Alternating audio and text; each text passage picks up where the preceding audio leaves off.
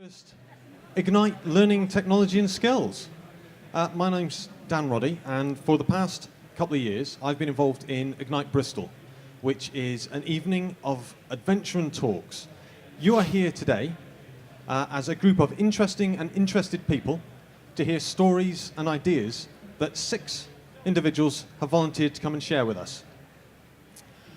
This isn't actually the first time that Ignite has run here at Learning Technologies. I would like to tip my hat to Brightwave, who had an Ignite session as part of their lecture theatre talk last year. But this time, I've brought the big Ignite logo with us. Ignite is a global series of talks. It takes place in more than 200 cities around the world. In fact, tonight, if you're going back to Cardiff, you can go off and see Ignite Cardiff. They're running this evening. There's Ignite London, we've got Ignite Bristol, Ignite Liverpool, but they run all over the States and across the world. The speakers that you're going to be viewing in the next half hour have all put forward their names and have offered to come and speak about whatever topic they wanted to speak about. We've tried to choose a lineup here today that won't be quite like you've seen elsewhere in the show, and also the topics they're going to be speaking about won't be quite like the topics you've seen elsewhere in the show. Okay, so Daisy, breaking my own rules, I've got to rely on the clicker for me. Each speaker's going to have exactly 5 minutes. 15 seconds a slide, 20 slides, and it's timed. So what you're watching here is part presentation, part performance art. If you're not that interested in what the people are saying, it doesn't matter. In 5 minutes, there's going to be another topic coming along. So I'd like you to be the warmest and friendliest crowd here all weekend, or all week, except for tomorrow, when we're going to have just the same warm, friendly crowd, because we're going to be doing this again tomorrow at 3:15, same place, with different speakers. Right. Without further ado, our first speaker admitted that he has wound up a room of 500 customer service managers in the name of learning, which I think sounds like quite a risky proposition. But he's here today to tell us about the best learning design ever. Barry Sampson.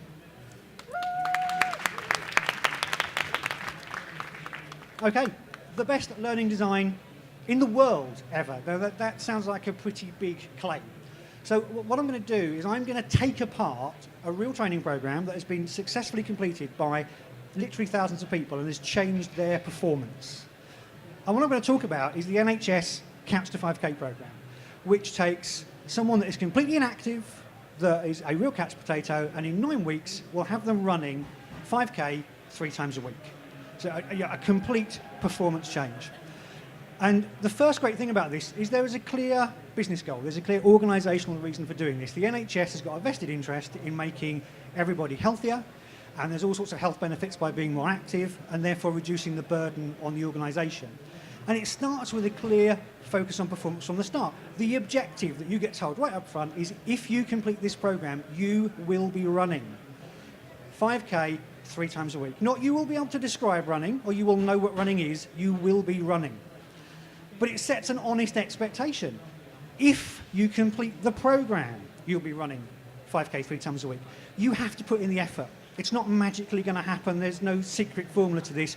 You are going to have to work really hard, but that's fine because there is this guaranteed result. Right at the start of the programme, a guaranteed result, if you follow it, you will be running 5K 3 times a week. Now, the heart of this is a 9-week formal training program. Each week, you just go, you run 3 times, you run a little bit, then a bit more, then a bit more, and it's supported by a series of podcasts. So you don't sit down and do a 1-hour e-learning module and then go out and run 5K, or go and do a 1-day workshop and then go and run 5K. You have a series of podcasts which you listen to while you're out and you're running. And because of the way this whole thing works, it takes time. It takes 9 weeks to go from 0 to performance. But it doesn't actually matter if it takes you longer than 9 weeks, because everybody's different. Some people are going to have sort of fairly fit and healthy. Some people are going to be real, genuine couch potatoes. So the whole program is flexible. So if you hit week 3 and you think this is too hard, then fine, spend 4 weeks doing week 3 before you move on. So it adapts to you as an individual. If you want it, it's got a massive, massive online community. There are literally thousands of people you can go and find on the NHS website and on other websites who can give you stories about the things that they've done. When they hit the walls, they can give you advice on how they actually go ahead and achieve things. And it's open. That's one of the great things about this. The whole program is open. Anyone can do it. Even all of you could go and do this program if you wanted to. There are no prerequisites to it. It's free. And despite the fact it's the UK NHS, anyone in the world can do it. It's supported by and underpinned by a whole bunch of resources as well. So anything from how to pick the best running shoes to how to analyse your gait to keeping a running diary. And it's got some of those resources aimed specifically at novices. So if you've got no kind of mental scaffolding on which to base your plans for running, it'll sort of gently ease you into the whole world of exercise and the thought of actually having to go out and run. And all of this advice is practical. It's all things you can do. There's nothing about the theory of running, but there's some really practical things like, the way to stretch, the way to exercise your knees so you don't injure yourself, the way you should run when it's icy. And there's tons of stories. It's full of stories. Stories by individuals who have completed the program, stories about groups who've completed the program, stories from people who have changed their lives, their physical and mental well-being as a result of completing the program. And that's part of this thread of encouragement that goes through the whole program.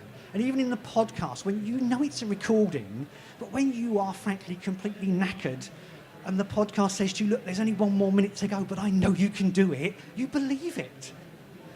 And when you get to the end, when you've achieved it, when you've done your 5K, it doesn't just go thanks, bye. There are resources and extra materials there to help you maintain performance. And if you want to increase your performance, there's things that will help you go on to achieve, say, a 10K. And one of the reasons this works is because it's expert content. It's not expert as in subject matter experts. It's expert as in this was designed by people who know that if you want to improve performance, there are physical and mental changes that have to happen. And finally, it's great because it works. And I know it works because I did it last year and I finished in November and I'm still running 5K at least 3 times a week and I'm 2 stone lighter than I was 3 months ago. That must be 5 minutes. Thank you. Brilliant. Thank you, Barry. Now, we're not going to have any sort of Q&A sessions during the talk. What we'd like you to do, if you've got any questions that you'd like to put to the speakers, we've asked them to sort of hang around after the talks are done. So come and make contact and actually speak to people, or we've made sure that they've provided us with details where you can get in touch with them afterwards. Okay. Now, you might notice that at the back we've got a heavy presence of cameras. We've got not 1 but 2. Okay, and the reason for that is that we really like Ignite as a format for creating content for e-learning. I'm actually an e-learning developer. That's what I do for my company. But it can be a very time-consuming exercise, gathering enough content. We really like the Ignite format because it's a great way of getting your speakers, your SMEs, to construct the content for you. So, as an exercise today, my colleague Alexei, raise your arm, there we go, is actually going to take the video of Barry's talk that's just taken, and he's going to try and turn that into a video by the end of the last talk you're going to see during this session. So it's a little interesting little exercise. Let's see how that goes on. We'll keep checking in with Alexei as we go. Right. Our next speaker has travelled from the Netherlands to be here today. Not just for us. Apparently there's some other show going on behind us. But he's here to speak about how schools and business can work together better. So put your hands together for Gert Burghuis.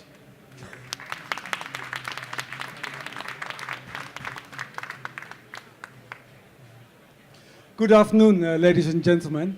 I'd like to speak to you about the quality of vocational training, the importance of internships, and how an exchange platform can improve the communication between schools and companies and students. My name is Gert Burghuis, and I'm a project manager hired by OTIP, the Dutch Educational Fund for the Technical Installation Branch.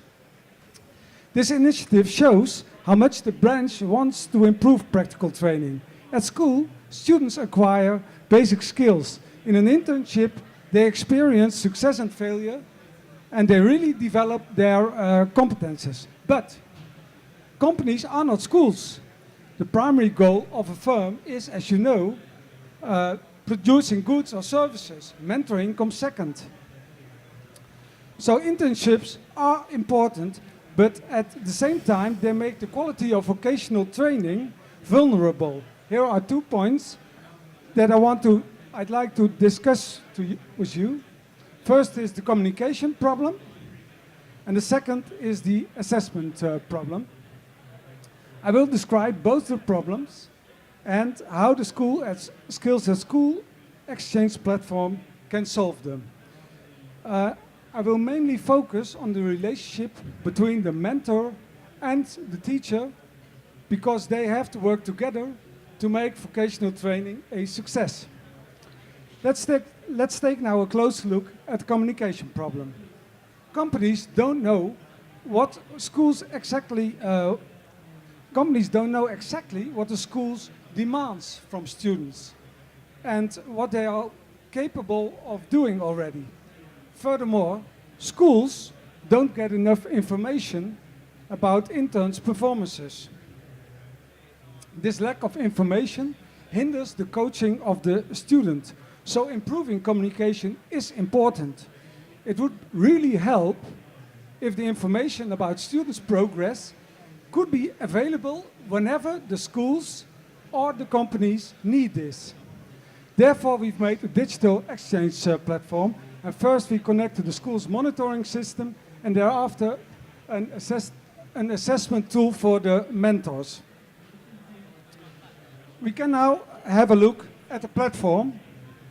Here it is, where school performance and attendance results can be viewed, not only by the students or the schools, but also by the companies. When you click on here, you can see the subjects and the marks of the students at school. So far, I've shown you Skills at School solves the communication problem by making information accessible. Now you can take a close look at the second problem, namely how the mentors assess the performance. The second problem can be divided up into 2 issues. The first issue is that concerns the report models for the companies. They are either too complicated or too simple. And the second issue is that the schools use different report models. Well, to deal with this problem, we have made the assessment tool, and you can watch it here. At the left, you see the professional skills the students have to acquire during their internship. And at the right, you see the marks the mentor can give. Good, average, or failure. As simple as that. Well, the same concept, I have to wait. The same concept is used for assessing the assessment, assessing the attitudes of the students. Well, now I have discussed that, but what did the users say? Well, of course, they evaluated the tool positive. Otherwise, I wouldn't have signed up for this presentation. They say it's usable, simple, and friendly. So let's summarize the factors that makes Skills at School a success. That is the availability of information, user-friendliness, and rating list, which are understandable. Overall, we can conclude that the Skills at School platform improved the quality of vocational training by making monitoring and assessing easier and therefore more attractive. Thank you for listening.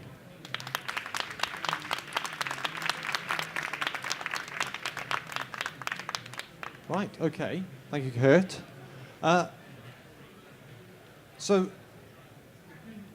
our next speaker, one of the things that we tried to do with our Ignite lineup was to try and find people who you won't have met elsewhere on the talks. So today, we've got, I think, probably, safe to say, the youngest speaker here today. But I'm not going to say anything more about her because she's going to introduce herself very thoroughly. So please say hello to Deborah Figueiredo.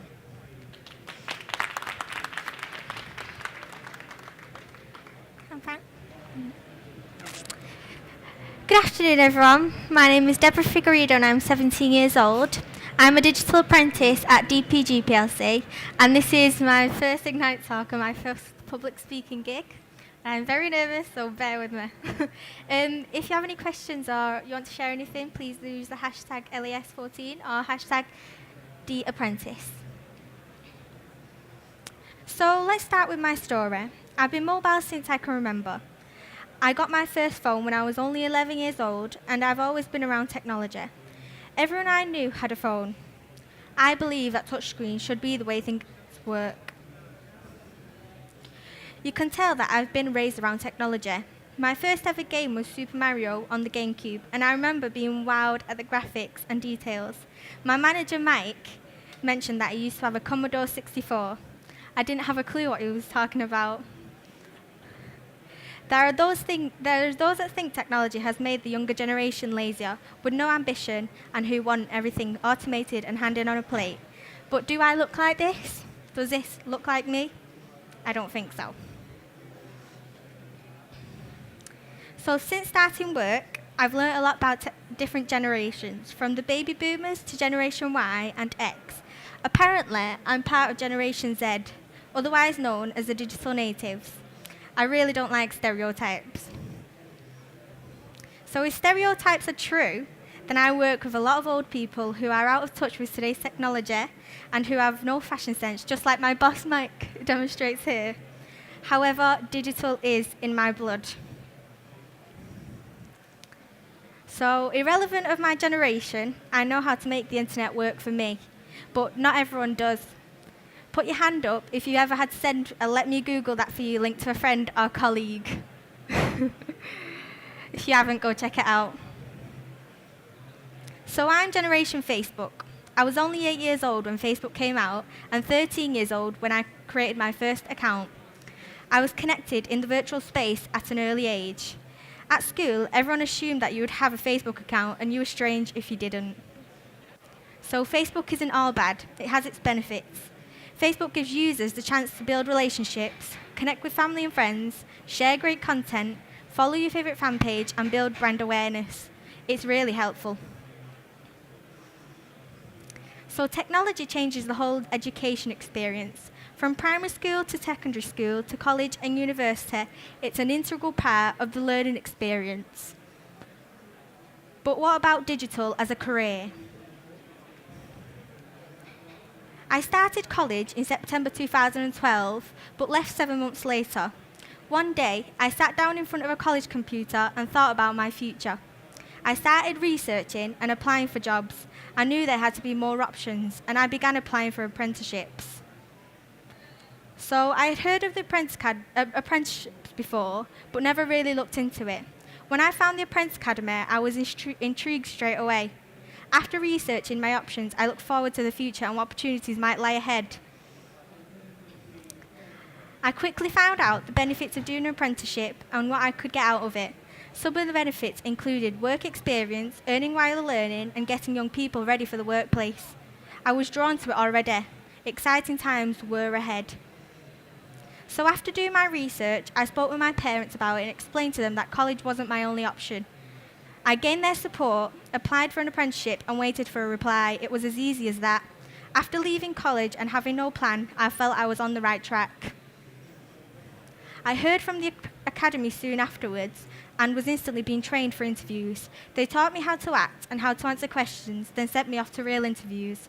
After every interview, they phoned me and I felt that they genuinely cared about my job, and they were cheering me on.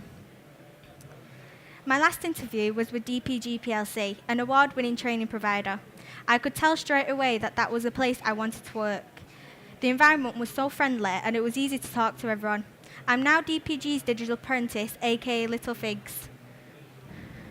This is Little Figs, the brand, I guess. It started about 2 months ago. I literally, the first 2 weeks that I was here, I was already blogging. So this is my digital toolkit. I use a range of different tools as part of my role, finding, filtering, and sharing good content. After completing a recent MOOC on digital curation, I realised I'm a curator. I learned so much in a short space of time. So I grew up using social media to connect with my friends. I never knew I would be using it to connect with customers. What I've learned from being at DPG about using social media is that we love to talk with our customers and keep conversation going. It's important to keep in touch and provide value. I'm very passionate about my career. I love sharing content, I love blogging, I love dreaming big, and I love learning. You can never learn too much. I'm a lifelong learner and hope to learn a lot throughout my career and achieve many things, but most importantly, I hope to still have passion for them things. Here are some predictions of jobs that you may see within the next decade or so. You never know what the future holds for your career. I may become a digital architect, an avatar manager, or even a child designer, as long as I'm happy and enjoying my career. But whatever happens, I know I'm in control of my future. Thank you.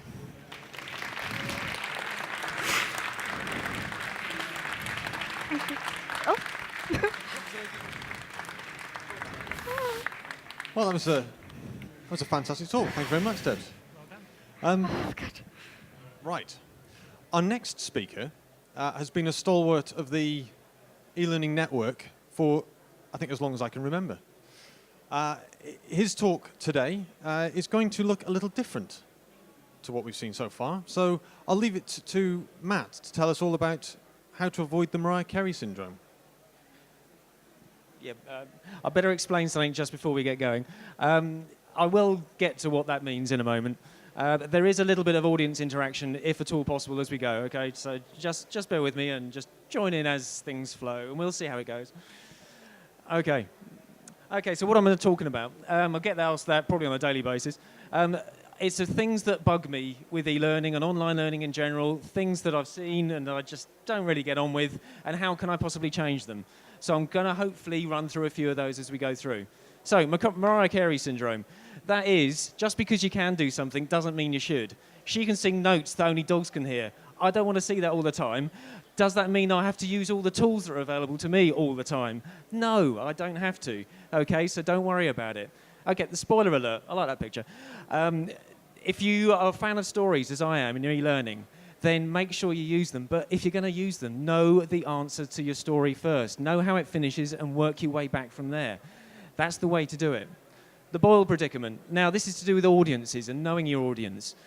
Frankie's not always been that attuned to the sensibilities of his audience, but if you know your audience, then work to that culture. You know what they're going to get. Use that to your advantage. The Brandreth effect. I know it's a bit of a scary photo. I relate him to an SME. You know the sort, just because one word will do, why not just use a soliloquy instead? It's our jobs as training matter experts to pare that down to something that makes sense. The Dundee dilemma. This is navigation. I've seen some strange examples of navigation where it's all locked and you can't do anything else. I'm a big fan of letting people go walkabout. See? It doesn't suit everything, but try it out. The Paxman principle. Okay, this is to do with questioning. I'm sure you've come across questions in online learning that have been so damn hard you had no idea what they were talking about, and you feel like you're on University Challenge. Don't worry about it, but try not to put that sort of question in. Similarly, you can read that one, don't make the questions so damn easy that there's no point in them doing any modules to start with, okay? You know the sort, the longest answer is always the right one. Try to avoid doing that sort of thing. The Brucey bonus. We're all seeing games and gamification on online learning. Does it always fit in what you're doing? No, it probably doesn't. Don't try and shoehorn in some sort of card game into a compliance module because it won't fit. And people will see that straight away. Does anyone know where that comes from? Grand Theft Auto 5? It's their version of Facebook, and the name of it is pretty good. Social is great when it comes to learning, but again, don't try and cram it in if it doesn't fit. In certain corporates like mine, it's not going to fit just yet. The rolling riddle. Okay, big fan of stories, but why do we often assume that we have to launch one module that's half an hour long and contains everything? Why not break it up into smaller segments, into different resources, perhaps with cliffhangers in between them? Anyone know that film? Night at the Museum. What's Ricky's role? He's a curator. Thank you very much. It's our job to curate these resources, as Deb's just mentioned. It's providing them with a floor plan of how they actually get to the different resources that are there. The gendarme legacy. Can't quite see that up there. Where's that from? Hello, hello. Perdu dans la traduction. You can't quite see it there. It means lost in translation. If you're going to get things translated, then make sure you do it professionally. And there's some companies here that will help that. but don't try and do it using Google Translate if it's compliance related.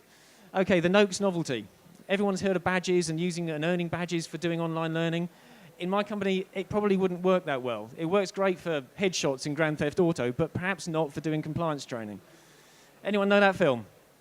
Field of Dreams. What's the prophecy? If you build it, he will come. If you build it in e-learning, they probably won't come. They'll go and do something else. You've got to keep on at them to make sure they keep coming back to it. Anyone know that film? How to Train Your Dragon. I rate this to the LMS. In the film, the dragons dropped all their resources into this mountain for this big monster that never got seen again. That's what we do with an LMS. We drop all our courses into it. They disappear into the ether and never are seen again. Don't do it. Help people find things. Anyone know Wellington Stratagem when Stephen Fry was Wellington in Blackadder? Shout, shout, and shout again. Shout when you're going to launch something, shout when you launch it, and then keep shouting afterwards, because people won't come back to it otherwise. It's a campaign theory. You've got to get to it. I won't ask the film, because nobody's going to admit to seeing that. The Sandler complex, this is to do with feedback. Make sure you get it, and make sure you get enough with it, but make sure you do something with it afterwards. If he had done something with his feedback, he'd stop making films. The Jedward paradox. Now, there's so much I could say about this. This, again, is to do with compliance training. But what we often do is we'll launch a compliance module, then a couple of years later, we'll launch the same thing again because we haven't had time to change it. It's living proof that two wrongs do not make a right. So what have I been talking about here? It's really just having the confidence to try things, to break a few things up, to include some different things in what you do, but don't be pressured to including everything that's trendy at the time. Just try a few things as you go, and things will work out okay in the end. That's been my little talk. Thank you very much.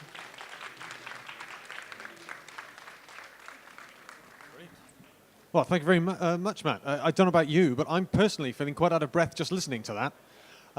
Right. Let's quick check in. Alexei, how are we doing with the video? Oh, that's not quite the big thumbs up. Genuinely, we've never tried this before. We think it'll work. We're going to see. We've got another 2 talks to go. Our next speaker is somebody who's behind L&D Connect, which is a sort of a community group of people in the L&D industry here around London. Is that right? Kinda around the area. So he's much like we tried to do with WeLearning in Bristol, which is bringing together people from the e-learning industry in that part of the world. Right, so our next talk then, Suk Pabial is going to be talking about being your best self.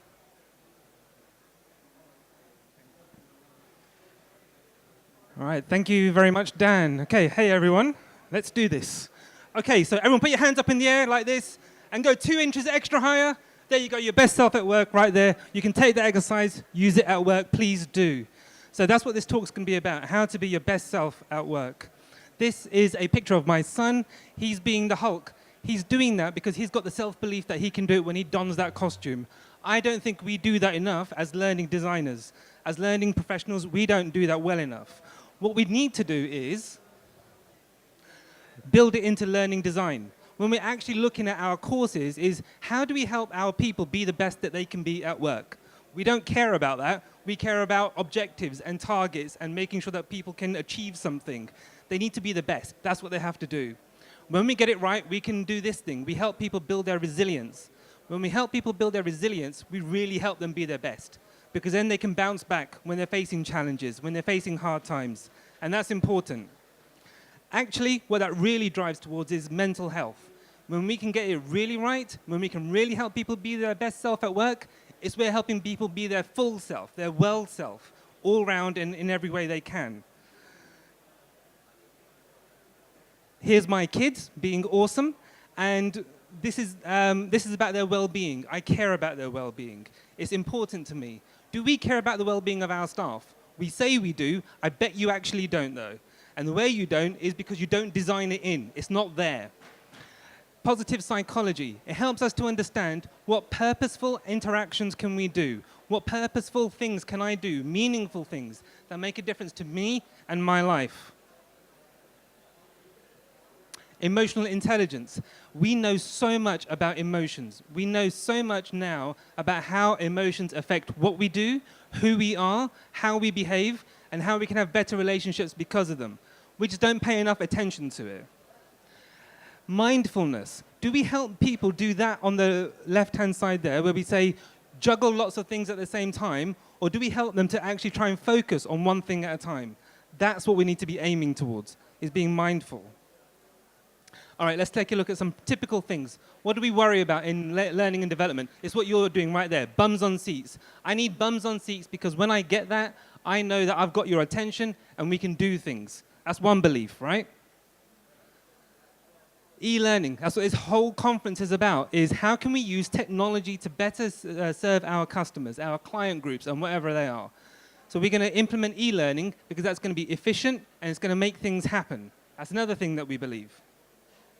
The workshops, this is our stalwart. This is what we do best. This is where you're sitting there in front of me and I've got your attention and we can do things. And I'm guaranteed that you will learn something because I am that damn good. I am that damn good. But it's not what we need to believe. And what do we make people believe? This is what we call them at work. You know, we call them staff, delegates, participants, workforce, attendees, all of these interesting things to categorize and codify people. That's all important, right? It's not. It's wrong. All of that is wrong. No one cares about it. I don't care about it. And I do this on a day-to-day basis. It makes me mad that we focus on those things there because that's not about being your best self at work. What is about people helping people. If we can help people, they can be the best themselves. Without my intervention, without me telling you need to do a training course, you just get on and you do it. That's what helps people be their best. When we help people make the connections, that's what makes them be their best naturally themselves. When we give them the resources, I facilitate the learning. I don't need to do anything else with it. I don't need to tell you how to use it. You're an adult, you're clever, you can figure it out. I create the right learning environment though. That's what I'm good at. That's what we're great at. Every single one of you is great at doing that. If we can create the right learning environment, we can help people be their best and create those connections and resilience. Everyone wants to be awesome. No one wants to not be awesome. I don't want people coming to work feeling sad. I don't want people coming to work feeling upset. It's okay that they do, but I want them to be their best. I want you to be awesome at work. Most people don't come to work to be bad. They turn up at work to try and do their job. That's fine, that's good, but I want you to actually do better than that. That's what I need from you. And finally, this is my son, my other son, and he's being awesome here. This is what I need you to be. He can do that because I believe in him. I believe in you guys. You can do that. We can do that. And when we do that, when we facilitate that learning, is when we help people be their best self at work. I'm Suk Pabial. You can connect with me there.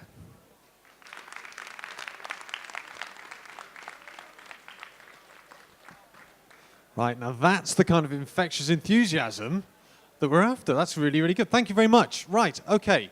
Hopefully we're all fired up to go back and make sure that from Friday, we'll be making sure that everybody at work is the best that they can be. Right, our next speaker has been in the field for 15 years, helping people do business better.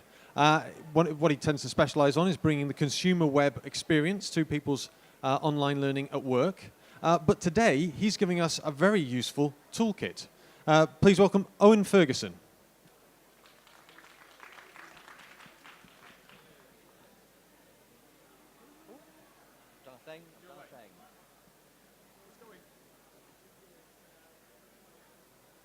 It's not started. Let's hope that it hasn't. You ready? No. Right. Now I'm ready. Okay. Good afternoon, everyone. I'm here to talk about baloney. But before I go into the detail of that, I want to tell you about a hero of psychology that doesn't get enough attention in learning and development, in my opinion. In 1948, a psychologist called Bertram Forer gave a personality test to his students. He told them that they would each receive unique personality analysis based on the results. When he gave them the results, he asked them to rate the analysis on a scale of 0 to 5 on how well they felt the results of the personality analysis described them, with 0 being poor and 5 being absolutely perfect. Well, the analysis achieved an excellent 4.25 out of 5. That's almost perfect, right? But in reality, every single student received exactly the same analysis which Fora had put together by cutting out statements from horoscopes and putting them together. So I'm quite sure that you can think of some business tools that work in roughly the same way. It's just one example of what I mean by baloney, and there's a couple of examples that I've popped up there that might just be baloney. So when I'm using the term baloney, I'm using it to refer to the many types of deception to which we are all susceptible. It's the common, popular, pseudoscientific claims that worm their way into business life. And falling for these fictions doesn't make us stupid. It doesn't make us bad people. It simply means that we need to equip ourselves with the right tools to fight against them. So here are some key warning signals to watch out for when you might be dealing with baloney. Whenever someone uses the phrase research says, without providing any source for the research, that's a point to beware. It might mean that the information is second, third, or fourth hand. It might mean that the person telling you about the research has never actually read it themselves. But incidentally, the Fora effect can be found on Wikipedia. It's been replicated hundreds of times, and there's a link that I've popped up, or a reference I've popped up there. Whenever you hear a complicated idea or human process boiled down into a pithy phrase or a few simple numbers, that's a point where you really need to watch out. Ideas like communication or personality, they're too complicated to boil down into a pie chart. Human personality doesn't fit into 16 neat little boxes. If it all seems like it's suddenly all got really simple, then it's probably baloney that you're dealing with. This is my favorite because we all love a common sense explanation. There's just a small problem with common sense sometimes. Quite often, complex processes have a counterintuitive explanation. Our common sense evolved for a world where we hunted and we gathered. So when someone says, well, if this is the case, then it's common sense that that must also be true, your alarm bells need to be ringing. I love a story as much as the next person, but stories didn't discover the link between cancer and smoking. In fact, stories delayed action on it because everyone knew a counterfactual. Everyone had a family member who smoked all their lives and lived until they were 410. So stories are great to win over hearts and minds. I'm not saying don't use them, but for that very reason, they can't be the only source of credibility for an idea that we are looking for. It's an ingrained human trait to pay more attention to evidence that supports a personal viewpoint than evidence that contradicts it. So let's say that I make a claim that the most creative companies give their staff time to work on personal projects that have nothing to do with their main job. I can point you in the direction of Google with their 20% time and 3M with their 15% rule as examples. I could give you historical examples like Edison's Menlo Park lab. But what's missing from that picture, that wonderful illustration, is the examples of organizations who implement that. They do something very similar and they get no more creative. And that's because a management guru with an idea, I'm not looking for contradictory evidence. So great ideas go through a rigorous process of challenge, and they come out stronger as a result. If the evidence supporting a new technique or concept seems to be cherry-picked, it's always worth looking for contradictory evidence yourself. None of this is to say that when we see these things, we're in the presence of baloney. This might not be the case, but they are a cue to start asking more questions and seek confirmation. Thank you very much.